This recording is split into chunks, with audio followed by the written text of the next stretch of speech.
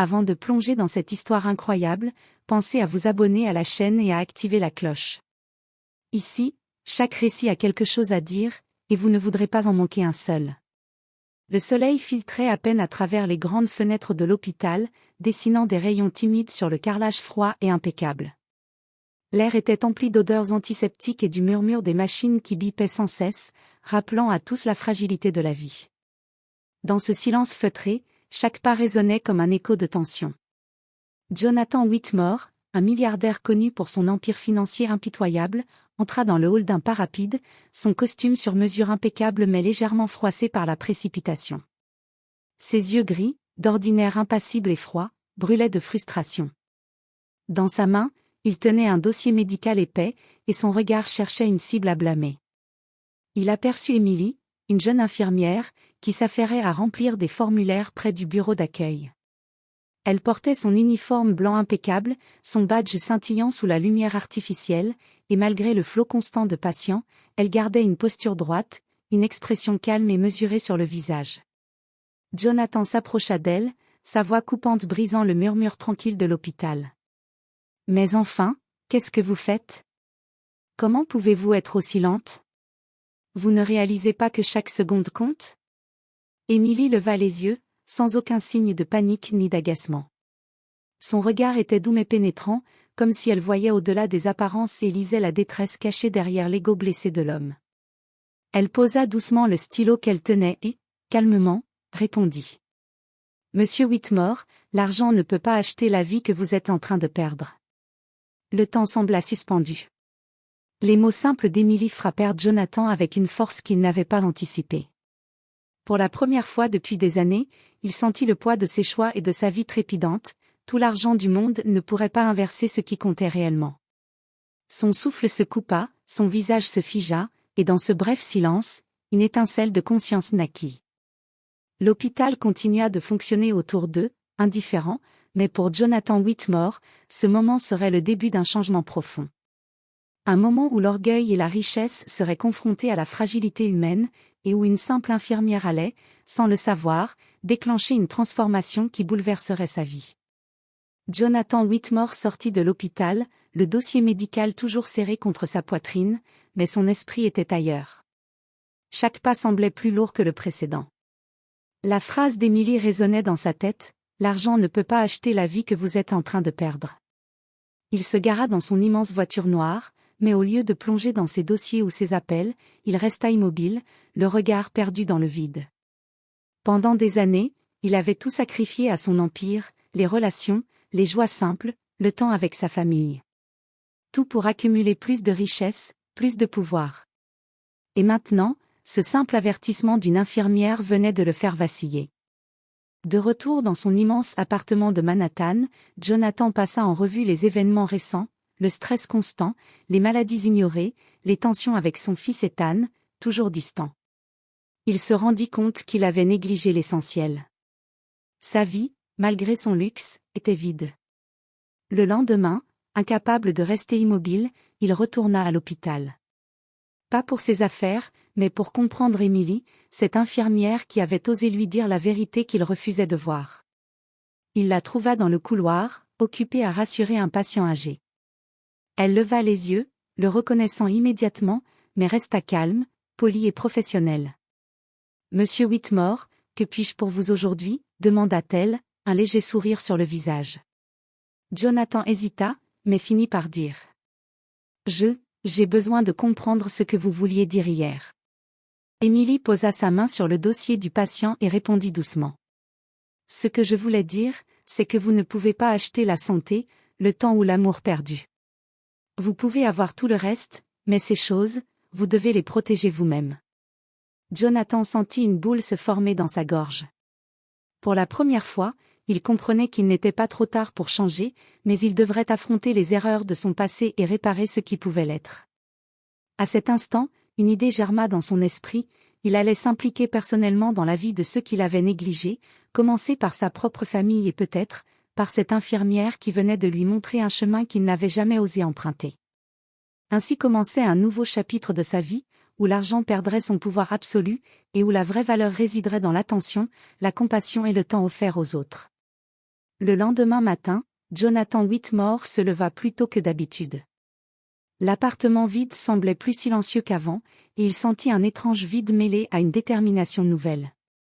Il savait qu'il devait agir, mais il ne savait pas par où commencer. Son premier réflexe fut de passer voir son fils, Ethan, âgé de 17 ans, avec qui il avait toujours eu une relation froide et distante. Jonathan frappa doucement à la porte de la chambre, et Ethan leva les yeux, surpris de voir son père à cette heure-là. « Papa ? Qu'est-ce que… » « Je veux qu'on parle, » interrompit Jonathan, sa voix inhabituelle, tremblante mais sincère. Ils s'assirent sur le lit, et pour la première fois depuis longtemps, Jonathan ne parla pas de ses affaires, de ses voyages ou de son argent. Il parla de sentiments, de regrets et du temps perdu. Il raconta même sa rencontre avec Emily, l'infirmière qui lui avait ouvert les yeux. Ethan, d'abord sceptique, sentit la sincérité dans les mots de son père. « Papa, je ne savais pas que tu pensais à tout ça, » murmura Ethan. Après cette conversation, Jonathan se rendit à l'hôpital. Mais cette fois, il ne venait pas en tant que patient mécontent, ni en tant qu'homme pressé. Il venait pour comprendre, apprendre et aider. Emily l'accueillit avec son sourire habituel, mais cette fois, Jonathan vit autre chose, une force tranquille et une détermination qui l'impressionna profondément. « Je veux vous aider, » dit-il simplement. Emily le regarda, surprise. « Aider comment, exactement ? » ?»« Peu importe. Je veux faire quelque chose de bien, quelque chose qui compte. Et je veux commencer ici, avec vous. » Emily hocha doucement la tête, mais son regard restait prudent. Elle savait que beaucoup d'hommes riches venaient avec de bonnes intentions mais disparaissaient aussitôt. Pourtant, quelque chose dans le regard de Jonathan lui disait qu'il était différent cette fois. Alors que la journée avançait, Jonathan se mit à observer le personnel et les patients. Il vit la fatigue dans les yeux des infirmières, la peur des patients, la solitude de certaines familles. Il décida d'agir, il commença à financer discrètement des améliorations pour l'hôpital, à organiser des moments de repos pour le personnel, et à offrir son soutien aux familles en détresse. Mais malgré tous ses efforts, une partie de son passé refusait de le lâcher. Les vieilles habitudes, la fierté et l'ego menaçaient de reprendre le dessus. Jonathan comprit qu'un véritable changement ne serait pas facile, et que sa rencontre avec Emily n'était que le début d'un long chemin vers la rédemption. Ce soir-là, en quittant l'hôpital, Jonathan sentit pour la première fois depuis longtemps une paix fragile, mais réelle. Et au fond de lui, il savait qu'Emily avait déclenché quelque chose qui allait transformer sa vie de manière irréversible. Quelques jours plus tard, alors que Jonathan commençait à trouver un rythme dans ses visites à l'hôpital, un incident survint qui bouleversa tout. Un patient âgé, M. Reynolds, arriva aux urgences dans un état critique. Les médecins et infirmières se précipitèrent, mais la famille, paniquée et en colère, semblait prête à exploser. Jonathan, qui se trouvait là par hasard, observa la scène. Il vit la peur et l'impuissance dans les yeux du personnel et de la famille. Emily, calme et concentrée, s'occupait du patient avec une précision et une humanité étonnantes. Mais à un moment critique, elle fut confrontée à la famille de M. Reynolds, qui la critiquait violemment pour chaque décision prise. Jonathan sentit sa colère monter, non pas contre Emily, mais contre l'injustice de la situation. Sans réfléchir, il s'avança. « S'il vous plaît, laissez le personnel travailler. Ils font tout ce qu'ils peuvent. » La famille se retourna, surprise, et Jonathan se rendit compte qu'il venait de parler avec une autorité qu'il n'avait jamais utilisée pour autre chose que ses affaires. Emily le regarda, intriguée mais reconnaissante. « Merci, monsieur Whitmore. Mais, vous n'êtes pas obligé. »« Non, je veux être ici, » répondit-il fermement. « Pour aider. Pas juste en donnant de l'argent, mais en agissant. » L'incident força Jonathan à intervenir dans les soins d'urgence, à calmer la famille et à soutenir Emily et les autres infirmières. Ce jour-là, il comprit que changer de vie ne signifiait pas seulement financer des projets ou parler de ses regrets, mais se confronter directement aux problèmes, même lorsqu'ils semblaient insurmontables.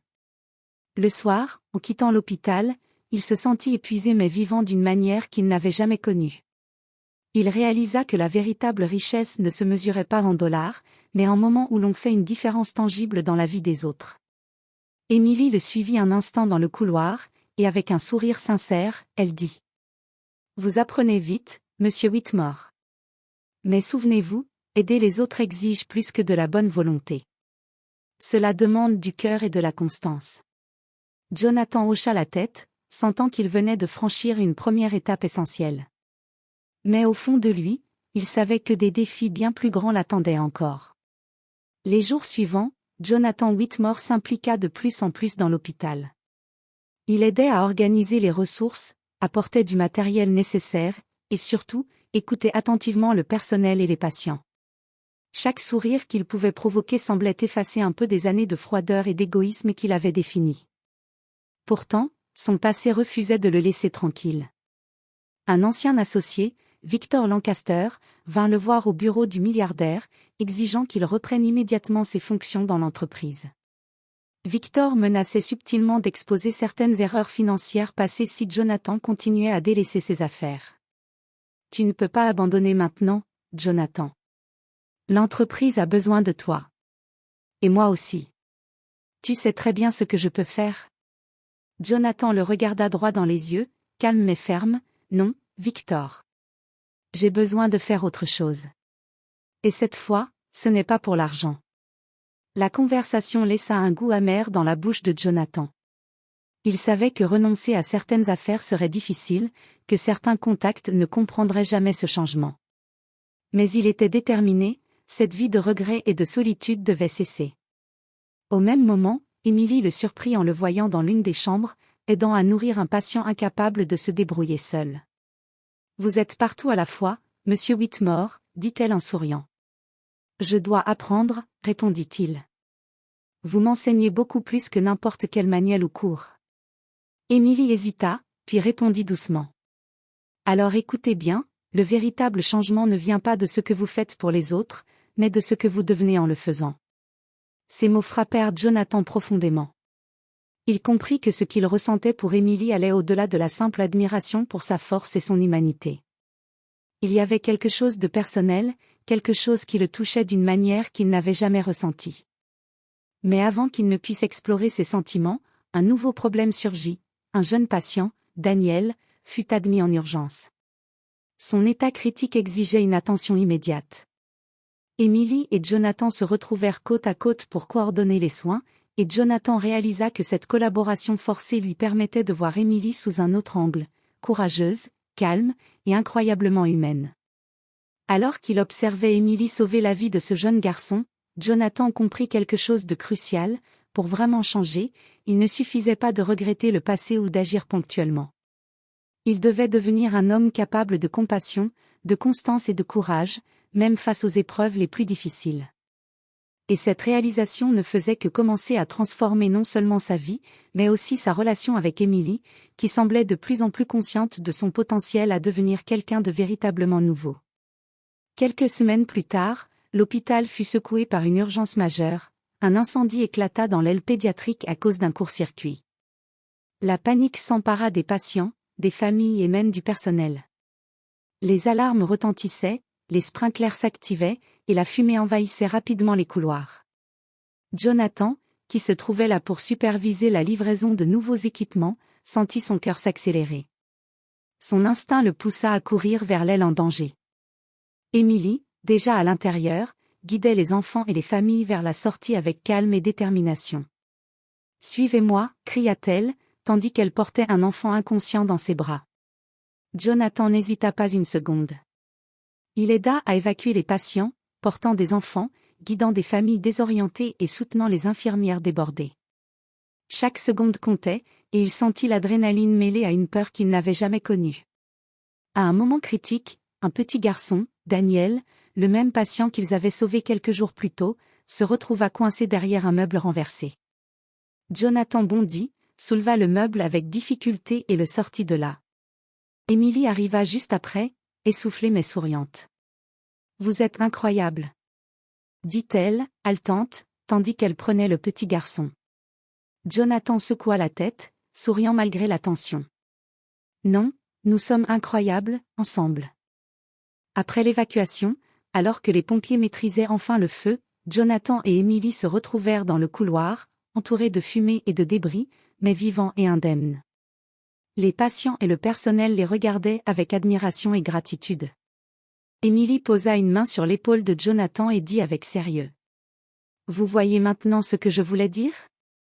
Le vrai changement ne se mesure pas en argent ou en intention, mais dans les moments où vous risquez tout pour les autres. » Jonathan sentit une émotion nouvelle l'envahir, fierté, soulagement et un respect profond pour Emily. Il réalisa que chaque pas qu'il avait fait jusqu'ici, chaque effort pour se transformer, l'avait conduit à ce moment précis. Alors que la fumée se dissipait et que les pompiers quittaient l'aile en feu, Jonathan comprit que ce n'était pas seulement un test pour lui, mais une révélation. Il était capable d'un courage et d'une humanité qu'il n'aurait jamais cru possible. Et au fond de lui, il sut qu'Emily n'était plus seulement son guide dans cette transformation, elle était devenue une part essentielle de sa vie et de sa nouvelle réalité. Malgré tous ses efforts pour changer, Jonathan Whitmore savait qu'il ne pouvait pas avancer pleinement tant qu'il n'avait pas affronté les fantômes de son passé. Les relations qu'il avait négligées, les erreurs qu'il avait accumulées, tout revenait le hanter. Ce jour-là, il décida de rendre visite à sa sœur cadette, Victoria, qu'il n'avait pas vue depuis des années. Leur relation avait été brisée par des querelles d'héritage et la froideur de Jonathan, obsédé par ses affaires. Lorsqu'il sonna à la porte, Victoria l'ouvrit, surprise et méfiante. « Jonathan, qu'est-ce que tu fais ici ?» demanda-t-elle, la voix tremblante. « Je suis venu m'excuser et essayer de réparer ce que j'ai détruit, » répondit-il, la gorge serrée. Victoria hésita, les larmes aux yeux, mais la sincérité dans le regard de son frère l'émut. Ils passèrent des heures à parler, à rappeler des souvenirs d'enfance et à partager leurs regrets. Jonathan sentit un poids énorme se lever de ses épaules, mais il savait que ce n'était qu'une étape. Plus tard, il se rendit chez ses parents, pour leur expliquer ses changements et leur demander pardon pour les années de distance et d'indifférence. La conversation fut douloureuse, ponctuée de silence et de larmes, mais elle permit à Jonathan de comprendre que le vrai courage ne consistait pas seulement à sauver des vies extérieures, mais aussi à réparer celles qu'on avait blessées dans sa propre famille. À son retour à l'hôpital, il retrouva Emily, qui observait les activités de la journée. Elle le regarda et dit doucement. « Alors, comment ça s'est passé avec eux ? » « Difficile, mais nécessaire, » répondit Jonathan. « Je comprends maintenant que changer n'est pas seulement agir dans le présent, mais aussi affronter ce qu'on a fui. » Emily hocha la tête, impressionnée par sa sincérité. « Et vous avancez bien. Continuez comme ça, vous êtes sur le bon chemin. » Pour la première fois depuis longtemps, Jonathan se sentit complet, mais il savait qu'il devait continuer. Chaque action, chaque décision, chaque mot comptait. Et Emily, qui était devenue son guide et son soutien, restait à ses côtés, prête à l'aider à affronter tous les défis encore à venir. Ce chapitre de rédemption, pensait-il, n'était pas seulement le sien, c'était un chemin qu'il partageait avec les autres, et chaque pas le rapprochait d'une vie qu'il n'aurait jamais cru possible. Quelques semaines après ses efforts pour se rapprocher de sa famille et s'impliquer dans l'hôpital, Jonathan Whitmore fut confronté à une épreuve qu'il n'avait jamais imaginée. Un matin, une mauvaise nouvelle arriva par téléphone. Un de ses anciens partenaires financiers avait détourné une somme importante de l'entreprise, et les médias commençaient à diffuser des rumeurs qui menaçaient de ternir sa réputation. Les journaux titraient déjà « Le milliardaire distrait par son humanité met en péril son empire ». Jonathan sentit une colère familière monter en lui, mais il se rappela les leçons récentes. Il respira profondément et décida de ne pas réagir impulsivement. Il devait gérer cette crise avec intégrité et calme, sans retomber dans l'homme qu'il était avant. Au même moment, à l'hôpital, Emily l'attendait pour une réunion sur l'organisation d'un programme d'aide aux patients en difficulté. Elle vit la tension sur son visage et s'approcha. « Qu'est-ce qui se passe, monsieur Whitmore ? » « Une crise, mais je dois apprendre à la gérer autrement que par la colère, » répondit-il. Emily posa une main sur son bras et dit. « Vous avez déjà montré que vous pouviez agir avec courage dans des situations bien plus difficiles. Celle-ci est différente, mais vous avez tout ce qu'il faut pour faire face. » Jonathan sourit faiblement. Il réalisa que pour la première fois, il ne se sentait pas seul face à ces défis. La présence d'Emily lui donnait la force de continuer, même quand le monde semblait conspirer contre lui. Au fil des jours, il prit des décisions audacieuses mais justes, il confronta l'ancien partenaire, engagea des mesures légales pour protéger l'entreprise, et utilisa ses ressources non seulement pour défendre ses biens, mais aussi pour soutenir ceux qui étaient touchés par le scandale. Chaque choix était guidé par la responsabilité et non par la vengeance. Lorsque la tempête médiatique se calma enfin, Jonathan se rendit compte que cette épreuve avait renforcé sa transformation. Il avait prouvé qu'il pouvait rester humain et intègre même sous pression, et que son changement n'était pas superficiel. Émilie l'attendait à la sortie de l'hôpital ce soir-là, et avec un sourire sincère, elle dit : « Vous voyez ? Même quand le monde tente de vous ramener en arrière, vous pouvez avancer. » « Merci à vous, » murmura Jonathan. « Sans vous, je n'aurais jamais compris ce que ça signifiait vraiment. » Ce soir-là, alors qu'ils regardaient ensemble le ciel au-dessus de la ville, Jonathan sut que chaque épreuve, chaque défi, rapprochait non seulement sa rédemption, mais aussi la possibilité d'un lien profond avec Émilie, construit sur le respect, la confiance et l'humanité. Un soir, alors que Jonathan organisait une collecte de fonds pour l'hôpital, une urgence survint. Un jeune patient, gravement malade, avait besoin d'une opération immédiate et coûteuse. La famille, démunie, était prête à accepter le pire. Jonathan sentit une impulsion instinctive, intervenir. Mais cette fois, il ne s'agissait pas simplement de financer l'opération. Il voulait s'assurer que le patient et sa famille reçoivent un soutien complet, émotionnel et moral. Émilie, en le voyant agir, sourit doucement. « Vous avez vraiment changé, Monsieur Whitmore, » dit-elle, émue. « Je n'ai fait que commencer à apprendre ce que ça signifie de se soucier réellement des autres, » répondit-il. L'opération fut un succès, mais l'événement laissa une empreinte profonde dans l'esprit de Jonathan. En voyant le soulagement et la gratitude dans les yeux des parents, il comprit que chaque geste de bonté avait un impact réel, parfois plus grand que toutes les richesses accumulées. Après la journée intense, Jonathan et Émilie se retrouvèrent seuls dans le couloir presque vide de l'hôpital. La lumière douce des lampes créait une ambiance calme, presque intime. Jonathan sentit son cœur battre plus fort que d'habitude. « Émilie » commença-t-il, hésitant. « Je crois que j'ai enfin compris ce que signifie vraiment vivre. » Émilie le regarda avec attention, un sourire tendre sur les lèvres. « Et qu'est-ce que cela signifie pour vous ? » demanda-t-elle. Jonathan inspira profondément et dit : « Cela signifie que chaque moment compte, chaque geste compte, et que certaines personnes deviennent essentielles dans notre vie. Vous êtes devenu essentiel pour moi. » Émilie resta silencieuse un instant, émue par la sincérité et la vulnérabilité de Jonathan. Puis, d'une voix douce mais ferme, elle répondit : « Et vous êtes prêt à continuer sur ce chemin, même quand ce sera difficile ? » Jonathan acquiesça.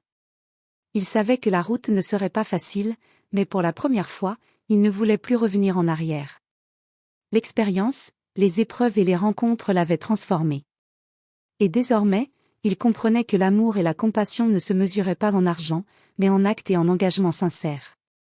Alors qu'ils quittaient l'hôpital ensemble, Jonathan sentit une paix nouvelle l'envahir, et une certitude: la vraie richesse n'était pas dans son compte en banque, mais dans sa capacité à se connecter aux autres et à aimer pleinement, sans réserve. Quelques semaines après les récents succès à l'hôpital, Jonathan Whitmore reçut un appel qui bouleversa son quotidien. Victor Lancaster, son ancien associé, avait profité d'un de ses voyages pour répandre de fausses rumeurs sur ses finances et sa réputation. Les médias s'emparèrent de l'histoire, affirmant que Jonathan avait détourné de l'argent de l'hôpital pour ses projets personnels. La nouvelle éclata comme une bombe. Les employés et patients regardaient désormais Jonathan avec méfiance, et certains soutiens financiers commencèrent à douter de lui. Pour la première fois depuis longtemps, il sentit un mélange de colère et d'inquiétude, mais il se rappela des leçons apprises: réagir avec impulsivité ne ferait qu'empirer les choses. Émilie, qui était à ses côtés, posa une main ferme sur son bras. « Jonathan, vous savez qui vous êtes maintenant. Ne laissez pas les autres décider de votre valeur. » Mais ce n'était pas tout. Une partie de la presse alla jusqu'à questionner Émilie, insinuant qu'elle aurait pu bénéficier financièrement de son lien avec Jonathan. La tension monta rapidement, et la jeune infirmière fut confrontée à des rumeurs malveillantes pour la première fois de sa vie. Jonathan sentit la colère monter, mais cette fois, il ne hurla pas ni ne riposta avec force. Au lieu de cela, il organisa une conférence de presse, accompagné d'Émilie, pour clarifier la situation. Il parla avec honnêteté, expliquant ses choix, ses motivations et l'importance de l'hôpital dans sa vie. L'argent ne m'a jamais intéressé plus que la vie et la santé des autres, déclara-t-il devant les caméras. Chaque action que j'ai entreprise a été guidée par le respect et l'amour pour les gens autour de moi. Émilie le regarda avec admiration. Il n'était plus le milliardaire arrogant et froid qu'elle avait rencontré au départ. Il était maintenant un homme courageux, capable de se tenir debout face aux attaques et de défendre ce qu'il aimait. La vérité finit par éclater, Victor Lancaster avait orchestré toute cette manipulation pour affaiblir Jonathan.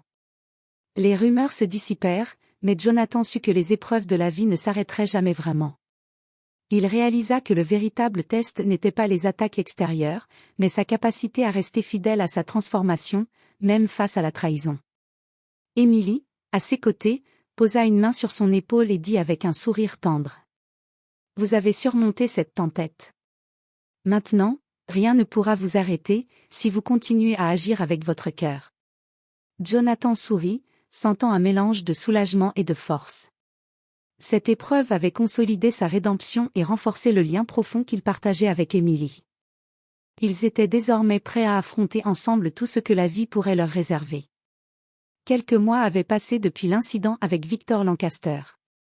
L'hôpital prospérait grâce aux initiatives de Jonathan et au leadership d'Émilie, et la réputation du milliardaire avait non seulement été restaurée, mais transformée. Il n'était plus seulement connu comme un homme d'affaires impitoyable, mais comme un philanthrope engagé, capable d'humanité et de compassion. Ce matin-là, Jonathan arriva à l'hôpital plus tôt que d'habitude. Il avait organisé une cérémonie discrète pour honorer le personnel et les patients qui avaient traversé des moments difficiles au cours de ces derniers mois. Émilie l'accueillit avec son sourire lumineux. « Vous semblez nerveux, dit-elle, en riant légèrement. « Peut-être un peu, mais pour de bonnes raisons cette fois, répondit Jonathan, un sourire sincère illuminant son visage. La cérémonie commença. Jonathan prit la parole devant le personnel et les familles réunies. Ce que nous avons accompli ici ensemble montre qu'aucune richesse ne peut remplacer l'humanité. Chaque sourire, chaque geste, chaque action compte. Je ne suis pas seul dans cette réussite. Émilie et vous tous êtes les véritables héros. Le personnel applaudit, ému. Émilie posa sa main sur son bras, et Jonathan sentit une chaleur familière envahir son cœur. C'était plus qu'une admiration professionnelle, c'était un lien profond, basé sur la confiance et la reconnaissance mutuelle. Après la cérémonie, Émilie et Jonathan se retrouvèrent seuls dans le couloir silencieux. Leurs regards se croisèrent, et sans un mot, ils comprirent que ce chemin parcouru ensemble avait créé quelque chose d'irremplaçable. « Vous savez, » murmura Jonathan, « je n'ai jamais cru que je pourrais changer autant en si peu de temps. » « Et pourtant, vous l'avez fait, » répondit Émilie, les yeux brillants. « Parce que vous avez choisi le courage, la sincérité et l'amour. » Jonathan prit la main d'Émilie et dit doucement. « Alors je choisis de continuer, avec vous. Pas seulement pour moi, mais pour tout ce que nous pouvons accomplir ensemble. » Émilie sourit, émue et heureuse. Elle savait que leur parcours avait été difficile, mais il les avait menés à cette vérité simple mais puissante, l'amour, la compassion et le courage pouvaient transformer même les cœurs les plus fermés. À ce moment-là, dans le calme retrouvé de l'hôpital, Jonathan Whitmore comprit enfin que sa véritable richesse n'était pas dans ses comptes en banque, mais dans les vies qu'il avait touchées, dans les liens qu'il avait tissés, et dans l'amour sincère qu'il partageait avec Émilie. Et tandis qu'il se tenait la main, regardant les rayons de soleil traverser les grandes fenêtres, Jonathan sut que sa vie avait trouvé un sens qu'aucun dollar ne pourrait jamais acheter.